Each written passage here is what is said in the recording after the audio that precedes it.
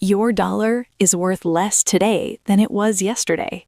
Not because you spent it, but because someone you've never met decided it should be.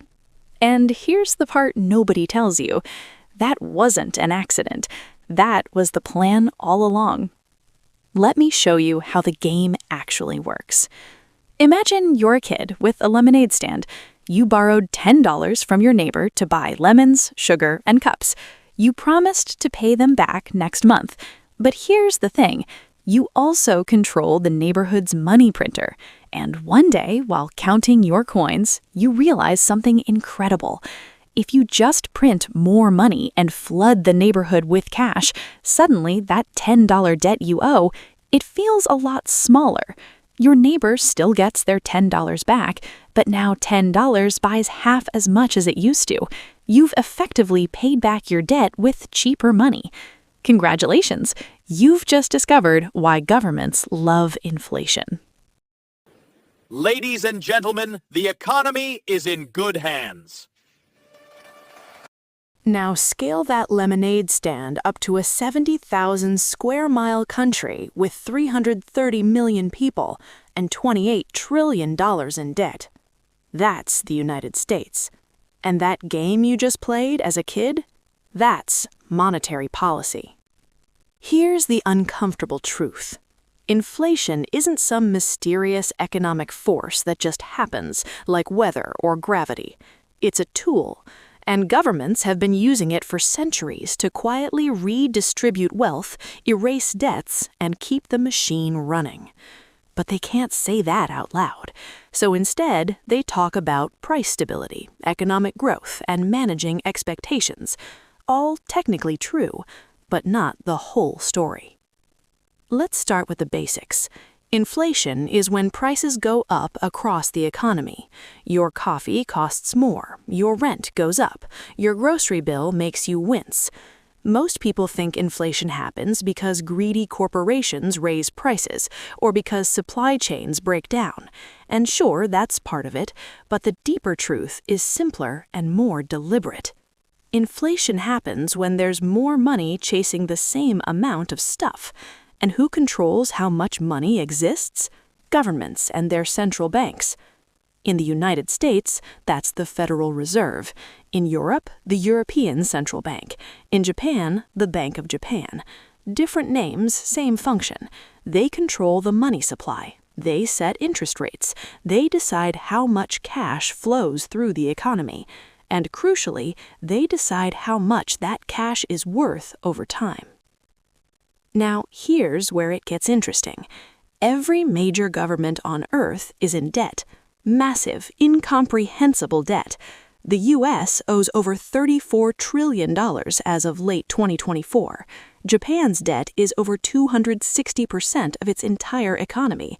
The United Kingdom, France, Italy, all drowning in obligations they'll never fully repay, at least not in the traditional sense. So how do you manage debt that large? You can't just declare bankruptcy. You can't skip town. You can't pretend it doesn't exist. But you can do something almost as effective. You can make that debt worth less, not by paying it off, but by making the money itself worth less. That's inflation, and it's one of the oldest tricks in the book. Let's walk through the mechanics. Imagine the government owes you $1,000. They borrowed it 10 years ago and promised to pay you back. Today, they hand you $1,000. You got your money back, right? Technically, yes. But here's the catch. 10 years ago, $1,000 could buy you a decent used car. Today, it barely covers a month's rent. The number stayed the same, but the value evaporated. The government paid back its debt, but in money that buys far less than the money they borrowed. That's the magic trick, and it happens every single day. This isn't some fringe conspiracy theory. This is basic macroeconomics. When inflation runs at 2 or 3% per year, it doesn't sound like much, but compound that over a decade, and suddenly the real value of government debt has shrunk by 20 or 30%. The debt didn't disappear. It just got quietly cheaper to service. And the people who lent that money, bondholders, savers, retirees on fixed incomes, they're the ones who absorbed the loss. Now, governments don't frame it this way. They talk about inflation targets. The Federal Reserve, for example, aims for 2% annual inflation. Why 2%? Because it's low enough that most people don't panic, but high enough to do exactly what we just described. Erode debt, encourage spending, keep the economy moving. It's the Goldilocks zone, not too hot, not too cold, just right for the system to keep humming along while quietly transferring wealth from savers to borrowers. And who's the biggest borrower of all? The government. Here's another angle. Inflation acts as a hidden tax. You don't see it on your paycheck. There's no line item that says inflation adjustment fee, but it's there. When your salary stays the same, but everything costs more, you've effectively gotten a pay cut. Your purchasing power has declined. And where did that value go? Into the monetary system, which the government controls and benefits from. Think about it. If you earn $50,000 a year and inflation runs at 3%, you've lost $1,500 of purchasing power. Not because you spent it badly, not because you made poor choices, but because the money itself became less valuable. Multiply that across millions of workers, and suddenly you see how much wealth gets quietly siphoned away. It's efficient, it's invisible, and it's completely legal. Now let's talk about the alternative. What if governments tried to actually pay off their debts the honest way? Cut spending, raise taxes, tighten the budget. Politically, it's a nightmare.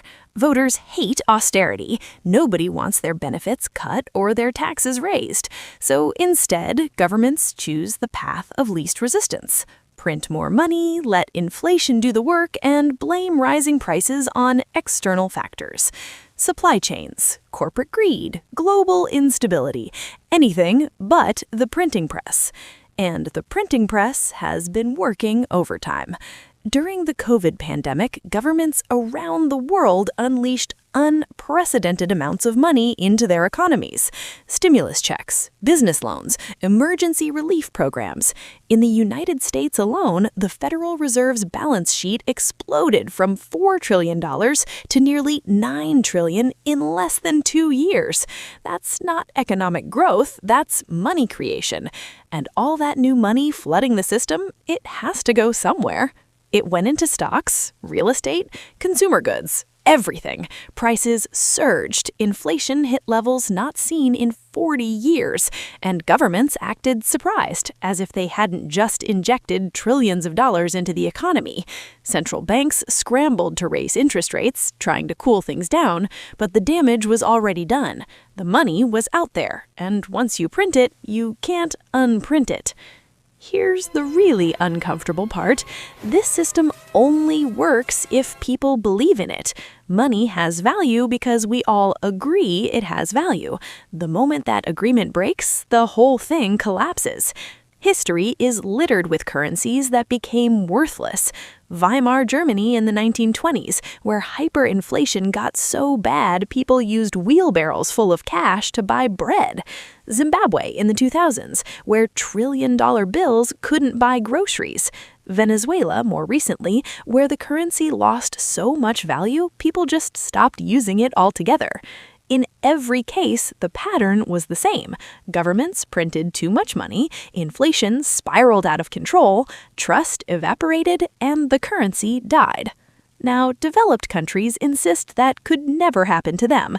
They have strong institutions, independent central banks, stable political systems, and maybe they're right.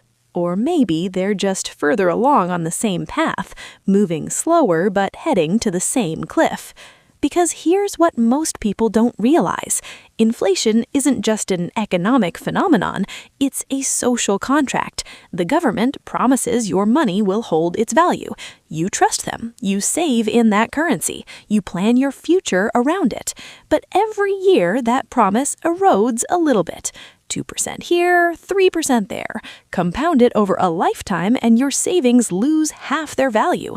The contract was broken slowly, so slowly you didn't notice until it was too late. And who benefits from this arrangement? Not savers, not retirees, not workers on fixed incomes. They're the ones who get crushed. The people who benefit are borrowers, people with assets that rise in value as money becomes cheaper, people with debts that shrink in real terms, real estate investors, corporations, and of course, governments with enormous debt loads. This is why financial literacy matters. Because once you understand the game, you can play it differently. You stop keeping all your money in cash. You buy assets that appreciate. Real estate, stocks, things that hold value even as the currency weakens. You learn to borrow intelligently, locking in low interest rates and paying back loans with cheaper future dollars. You become a player instead of a victim. But here's the problem. Not everyone can play that game. If you're living paycheck to paycheck, you don't have spare cash to invest. If you're working 3 jobs just to survive, you're not thinking about inflation hedging strategies. The system is designed in a way that rewards those who already have resources and punishes those who don't. Inflation is regressive. It hits the poor hardest and the wealthy least. And governments know this. They just can't say it out loud, because if they admitted that inflation is a deliberate policy tool to manage debt and stimulate spending, people would lose trust. So instead, they talk about managing economic conditions and supporting growth and ensuring price stability. All true in a narrow technical sense, but missing the bigger picture. The bigger picture is this. Inflation is a choice. It's a policy decision made by people with enormous power over your financial life, and they've chosen to let your money slowly lose value because it benefits the system. Not you, the system. Now, to be fair, some inflation is probably necessary. A completely stable currency can create its own problems. Deflation, where prices fall, sounds great until you realize it encourages people to hoard cash instead of spending or investing. Economies freeze up, growth stalls. Japan spent decades trying to escape a deflationary trap. So central banks aim for mild inflation, enough to keep the economy moving, but not so much that it destroys wealth. The question is whether they can actually control it, because once inflation starts running hot, it's incredibly difficult to stop without causing a recession. Raise interest rates too fast and you crash the economy. Raise them too slow and inflation spirals. It's a tightrope walk, and history suggests central banks don't always stick the landing. In the 1970s, the United States experienced stagflation, high inflation, low growth, high unemployment. It took years and a brutal recession to bring it under control. In the 2010s, Japan tried for decades to create inflation and mostly failed. The European Central Bank has struggled with low growth and deflationary pressures for years. The track record is mixed at best. And now, in the 2020s, we're watching the experiment play out in real time. Governments printed unprecedented amounts of money. Inflation spiked. Central banks raised rates aggressively. The economy slowed. Layoffs started. The bill is coming due. The question is, who pays? If you're holding cash, you've already paid. If you're on a fixed income, you're paying. If you're a renter watching prices soar, you're paying. If you're a young person trying to buy a house in a market inflated by cheap money and investor speculation, you're paying. The costs are real. They're just distributed in ways that don't show up on a government balance sheet. Meanwhile, the people who borrowed heavily, bought assets, and rode the wave, they're doing fine, better than fine. Inflation made their debts cheaper and their assets more valuable. That's not an accident. That's how the system is designed. So, why do governments love inflation? Because it's a tool that lets them manage impossible debt loads without making hard political choices. It's a way to quietly redistribute wealth from savers to borrowers, from the poor to the wealthy, from citizens to the state. It's a hidden tax that doesn't require a vote, and it works as long as people don't fully understand what's happening. But here's the thing about systems that rely on ignorance. Eventually, people figure it out. They lose trust. They move their money into assets the government can't devalue. Gold, Bitcoin, foreign currencies, real estate, anything that holds value when paper doesn't. And when enough people lose faith, the whole system starts to crack. We're not there yet. Most people still trust their government's currency. They still save in dollars or euros or yen. They still believe the social contract holds. But the cracks are forming. Inflation is higher than it's been in decades. Central banks are trapped between controlling prices and avoiding recession. And more people are starting to ask uncomfortable questions about who this system really serves. The answer isn't simple, but it's worth thinking about because your financial future depends on understanding the game. And the first rule of the game is this: inflation isn't something that happens to the economy, it's something governments do to the economy, on purpose, for reasons that benefit them far more than they benefit you. The kid with the lemonade stand figured it out. Print more money, make your debts cheaper, let someone else absorb the cost. Governments learned that lesson a long time ago.